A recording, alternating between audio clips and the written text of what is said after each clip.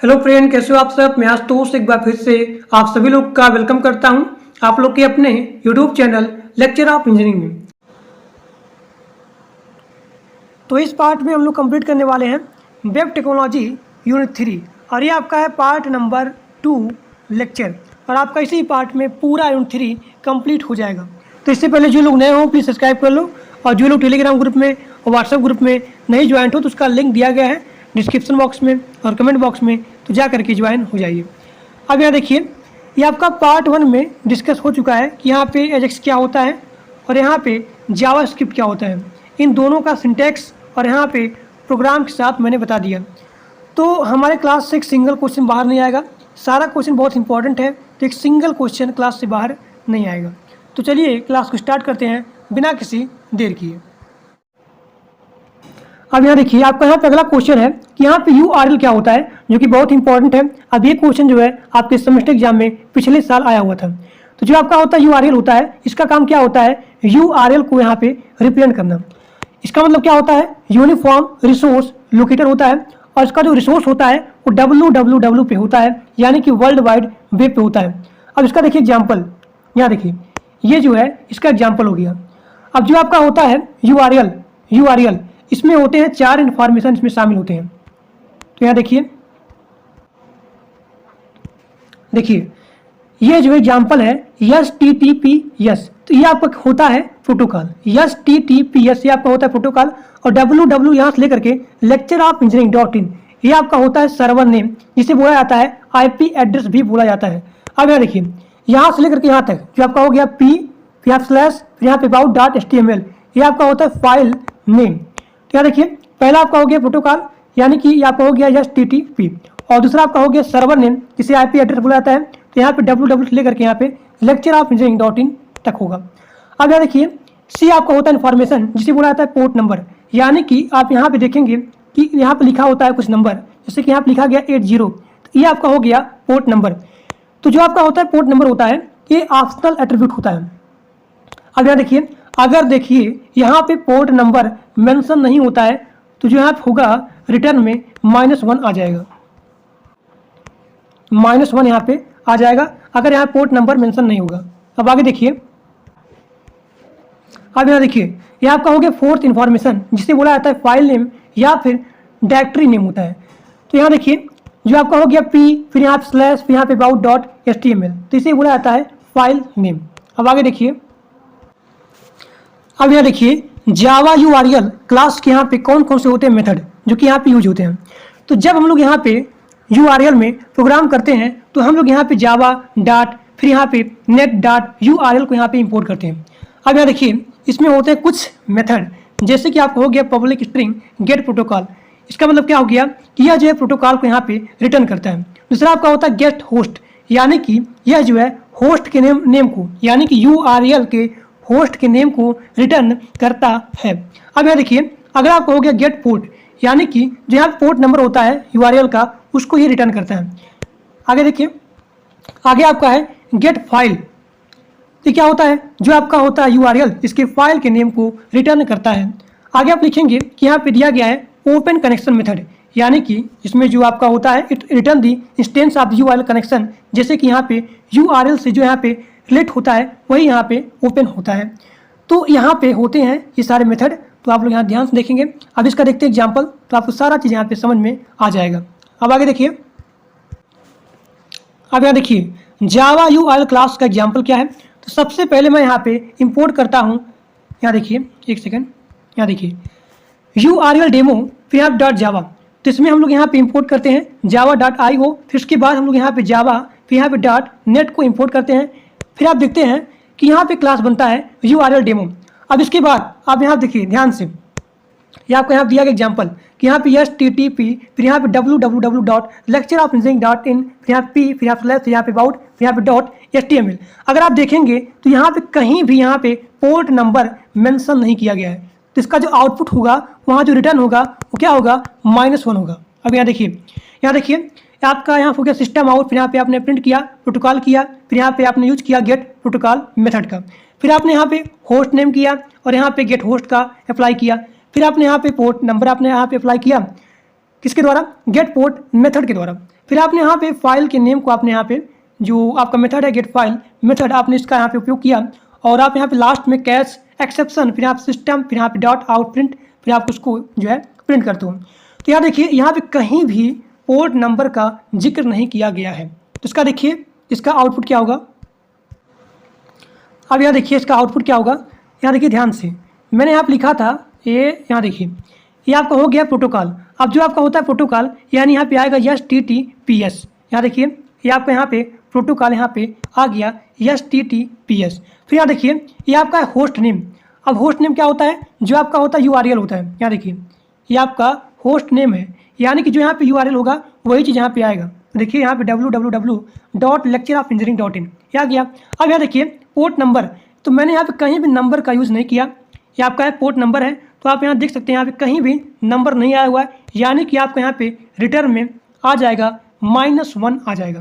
फिर आप यहाँ देखिए आपको यहाँ पे आया हुआ है फाइल नेम। तो फाइल नेम क्या होता है, यहाँ देखिए इसको बोला जाता है यहाँ से लेकर के यहाँ तक इसे बोला जाता है फाइल नेम। तो आपने यहाँ देखिए आपने यहाँ पे अप्लाई किया था फाइल नेम, तो वही चीज़ आपका यहाँ पे आ गया आउटपुट के रूप में।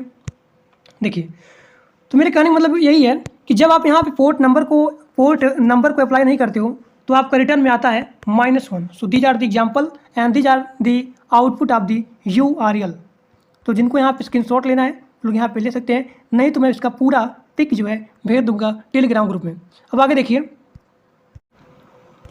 अब यहाँ देखिए कंसेप्ट ऑफ द URL के बारे में मैंने आपको पूरा बता दिया। अब यहाँ देखिए आपका यहाँ पे अगला क्वेश्चन है कि यहाँ पे दिया गया IP एड्रेस, तो इसके स्थान पे मैं आपको बताने जा रहा हूँ जो कि बहुत इंपॉर्टेंट है। और एक क्वेश्चन पिछले साल आया हुआ था वो आपका है INET एड्रेस जो कि बहुत ही इंपॉर्टेंट है, मतलब बहुत इंपॉर्टेंट है। अब ये क्वेश्चन जो है पिछले साल आया हुआ था। फिर जो है इसके बाद देखेंगे कि यहाँ पे कंडीशनल स्टेटमेंट क्या होते हैं जावा में।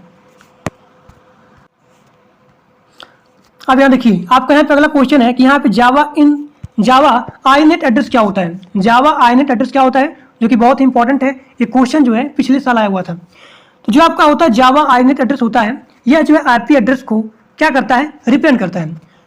तो इसका एग्जाम्पल देखेंगे, जैसे कि आपका हो गया फेसबुक हो गया और यहाँ पे गूगल हो गया, तो इसके एड्रेस को क्या करता है, रिप्रेजेंट करता है। कौन, जावा INET एड्रेस। अब यहाँ देखिए इसमें होते हैं कुछ मेथड जो यहाँ पे यूज होते हैं। तो जैसे कि आपका हो गया कि यहाँ पे नेम, यहाँ देखिए get by name string host, यानी कि जो यहाँ पे स्ट्रिंग का नेम है, जो आपका यहाँ पे IP का होस्ट हो गया और जो यहाँ पे नेम हो गया, तो इसको जो है ये रिटर्न करता है। अब यहाँ देखिए जैसे कि आपका हो गया यहाँ पे अगला आपका मेथड गेट लोकल होस्ट, यानी कि जो आपका हो गया IP एड्रेस जिसमें शामिल होता है होस्ट का नेम और यहाँ पे एड्रेस, तो इसको जो है ये रिटर्न करता है। अब यहाँ देखिए अगला आपका हो गया गेट होस्ट नेम का मेथड, यानी कि जो आपका होता है IP एड्रेस, इसका जो नेम होता है होस्ट का, उसको ये जो है रिटर्न करता है।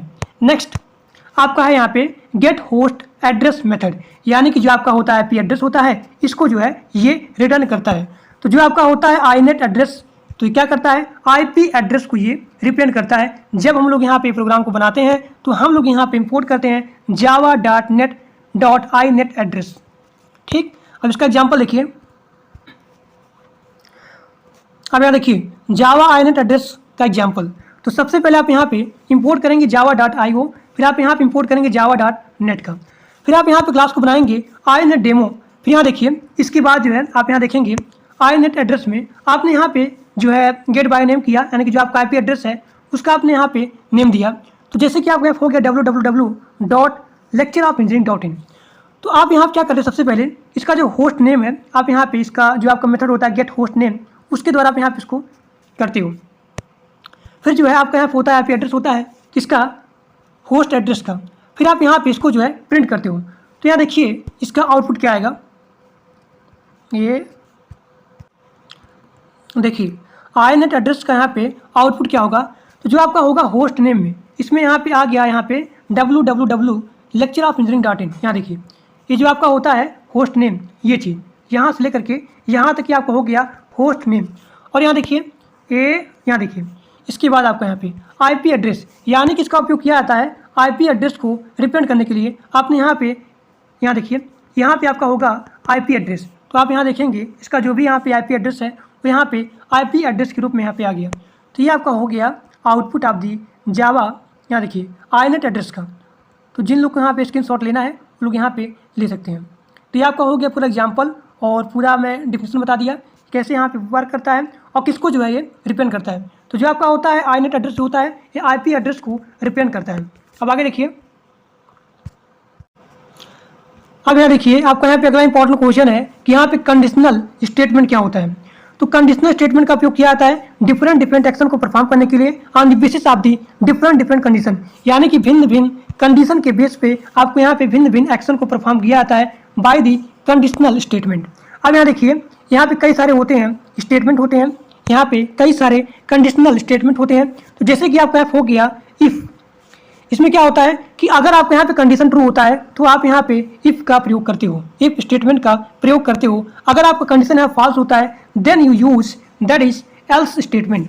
अगर आपका यहाँ पे कंडीशन फॉल्स होता है या फिर आपको यहाँ पे एक नया कंडीशन को टेस्ट करना है तो आप यहाँ पे एल्स इफ का यहाँ पे कंडीशन का प्रयोग करते हो। अगर आपके यहाँ पे कंडीशन फॉल्स होता है या फिर आपको यहाँ पे न्यू कंडीशन को टेस्ट करना है तो आप यहाँ पे एल्स इफ स्टेटमेंट का प्रयोग करते हो। अगला आपका होता है स्विच स्टेटमेंट। इसका उपयोग किया जाता है स्टेटमेंट को ब्रेक करने के लिए, स्टेटमेंट को ब्रेक करने के लिए उपयोग किया जाता है किसका, स्विच स्टेटमेंट का प्रयोग किया जाता है। तो ये आपका हो गया कंडीशन और इसमें भिन्न भिन्न हो गए क्या, कंडीशनल स्टेटमेंट। अब आगे देखिए, अब यहाँ देखिए पहला आपका यहाँ दिया गया है कि यहाँ पे इफ एल्स स्टेटमेंट क्या होता है। इफ एल्स स्टेटमेंट क्या होता है तो इसका उपयोग किया जाता है अगर आप यहाँ पे कंडीशन फॉल्स होता है या फिर आपको यहाँ पे एक न्यू क्रिएट करना है कंडीशन को तो आप इसका प्रयोग करते हो। तो सबसे पहले यहाँ दिया गया है एग्जाम्पल में HTML। आपने यहाँ पे HTML के बाद आप इसके अंदर लिखते हैं बॉडी और बॉडी के बाद आप यहाँ पे लिखते हैं स्क्रिप्ट टाइप, फिर आप यहाँ पे लिखते हैं टेक्स्ट, फिर यहाँ पे स्लैश, फिर आप लिखते हैं जावास्क्रिप्ट और आपने यहाँ पे एज को रखा है कितना, 15 साल। यानी कि आपको यहाँ पे ड्राइविंग करने के लिए जो आपका यहाँ पे क्वालिफिकेशन होता है, अगर आप यहाँ पे 18 साल के हो जाएंगे तभी आपको यहाँ पे क्वालिफाई होगा। तो यहाँ देखिए आपने यहाँ पे अप्लाई किया if age is less than greater than 18 तो आपका यहाँ पे हो जाएगा क्वालिफाई, अदरवाइज आपका यहाँ हो जाएगा डिसक्वालीफाइड। यानी कि आपने यहाँ जो अप्लाई किया स्क्रिप्ट को आप यहाँ पे क्लोज करते हो, फिर आप इस बॉडी को यहाँ क्लोज करते हो, फिर आप इस HTML को आपने यहाँ पे क्लोज कर दिया तो तुरंत आपको यहाँ पे आउटपुट आ गया कि यहाँ पे does not qualify for driving, क्योंकि आपका यहाँ पेज कितना है 15 साल, जबकि आपका यहाँ पेज कितना होना चाहिए 18 साल। यानी कि आपका यहाँ पे आउटपुट हो गया does not qualify for driving. अब आगे देखिए ये आपका हो गया इफ एल्स स्टेटमेंट का एग्जाम्पल। अब यहाँ देखिए अगला आपका कंडीशन है स्विच केस का। तो इसका उपयोग किया जाता है स्टेटमेंट को ब्रेक करने के लिए। जो आपका होता है स्टेटमेंट होता है, इस स्टेटमेंट को ब्रेक करने के लिए यहाँ पे स्विच केस स्टेटमेंट का प्रयोग किया जाता है।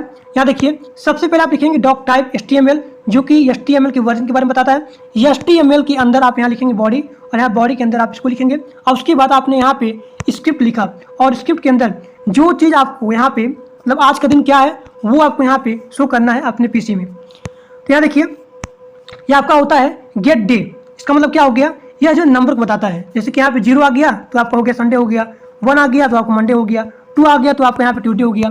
तो जो आपका होता है स्विच केस ये पूरे स्टेटमेंट को ब्रेक करता है। तो आपने यहाँ देखा जब आप यहाँ पे अप्लाई करते हैं गेट डे मेथड का प्रयोग करते हैं तो इसका यहाँ केस आ गया 0। अब 0 केस में आप आ गया संडे, फिर आपने यहाँ ब्रेक किया 1 आ गया मंडे हो गया, फिर यहाँ देखिए मंडे के बाद केस 2 यानी कि यहाँ ट्यूसडे आ गया। तो इसी प्रकार से आप यहाँ जाएंगे, जाते आप यहाँ आएंगे केस 4 पे आएंगे तो आपका थर्सडे, फिर आपने यहाँ ब्रेक किया 5 आ गया, फ्राइडे आ गया, फिर यहाँ ब्रेक, फिर यहाँ केस 6 यानी कि यहाँ पे सैटरडे आ गया।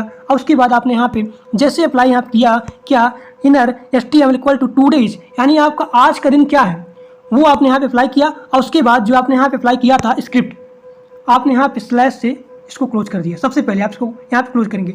अब उसके बाद क्लोज करने के बाद आपने यहाँ पे बॉडी को आपने यहाँ पे क्लोज कर दिया और बॉडी के बाद आपने यहाँ पे HTML को आपने यहाँ पे क्लोज कर दिया। तो आज का दिन क्या है वो यहाँ पे आपके आउटपुट के रूप में यहाँ पे आ जाएगा। तो हो जाएगा यहाँ पे टुडे इज द मंडे। तो ये आपका हो गया एग्जाम्पल किसका, स्विच केस का, जिसका उपयोग किया जाता है स्टेटमेंट को ब्रेक करने के लिए। अब आगे देखिए, अब यहाँ देखिए यहाँ पे इफ स्टेटमेंट क्या होता है तो इसका उपयोग किया जाता है अगर आपका यहाँ कंडीशन ट्रू होता है तो यहाँ पे उपयोग किया जाता है इफ स्टेटमेंट का। तो आपके सामने यहाँ दिया गया इसका सिंटैक्स कि यहाँ पे इफ आ गया, फिर आप यहाँ लिखेंगे कंडीशन, फिर यहाँ पे नीचे आपको हो जाएगा। यानी कि इसका उपयोग किया जाता है कि अगर यहाँ पे कंडीशन ट्रू होगा then we use if statement. अब इसका एग्जाम्पल लिखिए, यहाँ पे make a good day greeting if the hour is less than 18 यानी कि आपको यहाँ पे 18 से कम घंटे होगा तो आपका यहाँ पे गुड डे होगा। तो आप यहाँ पे जैसे अप्लाई करते हैं if hour less than 18 then यहाँ पे ग्रीटिंग गुड डे, तो आपका यहाँ पे रिजल्ट आ जाएगा यहाँ पे गुड डे। तो इसका उपयोग किया जाता है कि अगर आपका यहाँ पे कंडीशन ट्रू होता है तो आप यहाँ पे इफ स्टेटमेंट का प्रयोग करते हैं। अब आगे देखिए, अब यहाँ देखिए थोड़ा सा जो आपका पार्ट 1 लेक्चर था तो उसमें मैंने पूरा बता दिया था इसके बारे में, एजेक्स के बारे में, लेकिन मैं आपको यहाँ पे एडवांटेज नहीं बताया था और इसका डिसएडवांटेज क्या होता है ये मैं नहीं बताया था। तो यहाँ देखिए जो आपका होता है एजेक्स होता है, इसका यहाँ पे एडवांटेज क्या होता है, तो इसका उपयोग किया जाता है यहाँ देखिए improve performance and the usability for the web application. जो आपका यहाँ पे होता है डेवलपर यह जो है सर्वर के ट्रैफिक को रिड्यूस करता है, और जो आपका होता है एजेक्स होता है यह जो है अलाउ करता है एप्लीकेशन को जो है विदाउट नो डेटा। और यहाँ देखिए कि जो आपका होता है डेवलपर होता है ये क्लाइंट साइड और जो यहाँ पे होता है सर्वर साइड, इन दोनों में जो यहाँ पे रिक्वेस्ट होता है, जो यहाँ पे रिस्पॉन्स होता है, तो इनके बीच जो यहाँ पे टाइम होता है, इस टाइम को डेवलपर यहाँ पे कंट्रोल या फिर कम कर सकता है। So these are the example of the AJAX. अब आगे देखिए, अब यहाँ देखिए एजेक्स का यहाँ पे अगला एडवांटेज लिखेंगे कि यहाँ पे देखिए जो आपका होता है वेब पेज, तो ये वेब पेज को यहाँ पे अपडेट कर सकता है विदाउट रीलोडिंग द पेज, यानी कि आपके पेज को बिना रीलोड किए यह जो है वेब पेज को अपडेट करता है। और यहाँ देखिए read data from A web server after the page have the loaded. आगे आप लिखेंगे कि यह जो है वेब सर्वर को डेटा को सेंड करता है कहाँ पे, बैकग्राउंड में। तो ये आपका हो गया एजेक्स का एडवांटेज हो गया। तो जो लोग पार्ट 1 नहीं देखे वो लोग जाकर के देख लीजिए, क्योंकि बहुत इंपॉर्टेंट है एजेक्स आपके सेमेस्टर एग्जाम के लिए।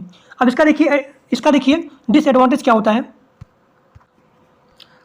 अब यहाँ देखिए एजेक्स का डिसएडवांटेज क्या होता है, तो आप लिखेंगे जो आपका एजेक्स होता है इसका डिसएडवांटेज यही होगा कि एजेक्स आपका होता है ओपन सोर्स होता है, यानी कि कोई भी सोर्स को यहाँ पे व्यू कर सकता है और वहाँ पे राइट भी कर सकता है, यानी कि आप यहाँ देखेंगे कि जो आपका सिक्योरिटी है यहाँ क्या होती है, बहुत ही कम होती है।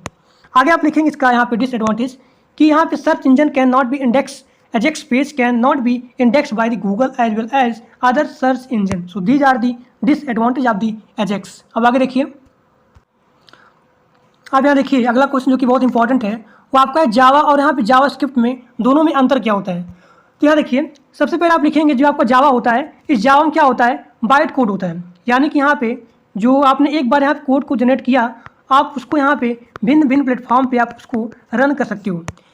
जावा में क्या होता है, जावा में आपका सबसे पहले कंपाइल होता है और कंपाइल होने के बाद ये जो है रन होता है, लेकिन जावा स्क्रिप्ट में कंपाइल नहीं होता है। और यहाँ देखिए जो आपका जावा होता है, जावा में फाइल को सेव करने के लिए यहाँ पे एक्सटेंशन यूज होता है .java। और यहाँ देखिए जावा स्क्रिप्ट में फाइल को यहाँ पे सेव करने के लिए यहाँ पे होता है एक्सटेंशन .js। तो यहाँ क्या होता है, इस जो आपका सोर्स कोड होता है इस सोर्स कोड को यहाँ पे बाइट कोड में यहाँ पे ट्रांसलेट किया जाता है, किसके लिए, एग्जीक्यूट करने के लिए। और यहाँ देखिए जो आपका जावा स्क्रिप्ट होता है इसमें कंपाइल नहीं होता है, यानी कि इसमें जितने ब्राउजर होते हैं उन सभी ब्राउजर के पास यहाँ क्या होता है, जावा स्क्रिप्ट इंटरप्रेटर होता है, किसके लिए, जावा स्क्रिप्ट के कोड को एग्जीक्यूट करने के लिए। आगे आप लिखेंगे जो आपका जावा होता है ये जो जावा बहुत ही मेमोरी को यूज करता है, और जो आपका जावा स्क्रिप्ट होता है ये बहुत ही कम मेमोरी को यहाँ पे आवश्यकता होती है, किसके लिए, वेब पेज में यूज़ करने के लिए। जो आपका जावा होता है क्या होता है, स्टैंडअलोन लैंग्वेज होता है, और इसमें शामिल आपका होता है जावास्क्रिप्ट में वेब पेज हो गया और यहाँ पे इंटीग्रेट्स हो गया, जो आपका यहाँ पे HTML कंटेंट होता है उसका। और यहाँ देखिए जो आपका जावा कोड होता है, जावा होता है, इस जावा के पास क्या होता है, thread based approach on the concurrency, यानी कि आप एक कोड को आप यहाँ पे मल्टीपल थ्रेड्स पे परफॉर्म कर सकते हो, मल्टीपल यहाँ पे सिस्टम पे आप उसको रन कर सकते हो। आपने एक बार यहाँ पे कोड बनाया और उसको यहाँ पे बार बार बनाने की आवश्यकता नहीं पड़ेगी। अब यहाँ देखिए जो आपका जावास्क्रिप्ट होता है, तो जावास्क्रिप्ट में क्या होता है, इवेंट हैंडलिंग होता है, यानी कि यहाँ पे इवेंट बेस्ड अप्रोच होता है। तो ये आपका हो गया जावा और ये आपका हो गया जावास्क्रिप्ट में डिफरेंस। अब आगे देखिए, अब यहाँ देखिए अगला पॉइंट आप लिखेंगे जावा में, जो आपका जावा होता है बहुत ही स्ट्रांगली टाइप लैंग्वेज होता है। कहने मतलब क्या हुआ कि आपने यहाँ पे जो वेरिएबल बनाते हो, जो आपने यहाँ पे वेरिएबल बनाया तो उस वेरिएबल को आप सबसे पहले आप यहाँ पे डिफाइन करते हो, और डिफाइन करने के बाद देन आप इसका यहाँ पे यूज करते हो, यानी कि जो आपका यहाँ पे जावा होता है बहुत ही स्ट्रॉन्ग लैंग्वेज होता है। लेकिन जो आपका जावास्क्रिप्ट होता है बहुत ही कमज़ोर होता है, यानी कि वीकली टाइप लैंग्वेज होता है। अब यहाँ देखिए जो आपका जावा होता है वो ऑब्जेक्ट ओरिएंटेड प्रोग्रामिंग लैंग्वेज होता है, लेकिन जो आपका यहाँ पे जावास्क्रिप्ट होता है वो ऑब्जेक्ट बेस्ड स्क्रिप्टिंग लैंग्वेज होता है। जो आपका जावा होता है, जावा एप्लीकेशन होता है, यह जो है रन करता है किसी भी वर्चुअल मशीन पे रन करता है या फिर ब्राउज़र पे रन करता है। लेकिन जो आपका होता है जावास्क्रिप्ट होता है, यह जो है केवल ब्राउज़र पे यहाँ पे रन करता है, केवल यहाँ पे ब्राउज़र पे रन करता है। अब यहाँ देखिए, जो आपका जावा होता है, तो इस जावा में सबसे पहले हम लोग यहाँ पे क्लास को बनाएंगे। इसके बाद इसके अंदर हम लोग यहाँ पे ऑब्जेक्ट को यहाँ पे डिफाइन करेंगे। लेकिन जो आपका जावास्क्रिप्ट होता है, तो जावास्क्रिप्ट में यहाँ पे क्लास नहीं होता है, लेकिन यहाँ पे ऑब्जेक्ट होता है। अब यहाँ देखिए, जो आपका जावा होता है, तो जावा क्या होता है, इसके पास क्लास होता है, यानी कि सबसे पहले यहाँ पे क्लास बनाएंगे और उसके बाद यहाँ पे ऑब्जेक्ट को लिखेंगे। तो यानी कि बिना क्लास के बनाए जो आपका जावा होता है, इस जावा में विदाउट क्रिएटिंग ए क्लास, बिना क्लास को बनाए आप यहाँ प्रोग्राम को बना नहीं सकते हो। लेकिन जो आपका जावास्क्रिप्ट होता है, तो जावास्क्रिप्ट में क्लास नहीं होता है। तो जावास्क्रिप्ट क्या होता है, ये आपका होता है प्रोटोटाइप बेस्ड। तो आज आपका पूरा यूनिट 3 इसी पार्ट में, आपका है पार्ट नंबर 2 लेक्चर, इसी पार्ट में कंप्लीट हो चुका। तो आज के लिए बस इतना ही। Thank you.